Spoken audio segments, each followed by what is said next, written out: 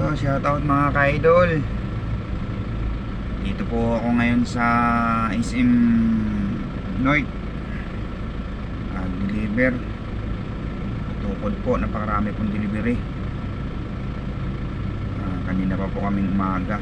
Ngayon di pa po na-receive. Shoutout po sa mga lahat ng mga delivery dyan, tulad namin, mga natutukod. Tagal na re-receive, lalo na sa mga tracking. Napakahirap po ng ganyan, tukod ka tapos per biyahe ka lang po. Dinanas ko rin po yung ganyan mga ka-idol, mga ka-tracking, mga ka-delivery. Dinanas ko rin yan, galing din ako sa tracking. Kahit pa paano ngayon nasa company na ako sa Arawan. Kahit matagal ma-receive, okay lang, hindi kami naghahabol ng oras.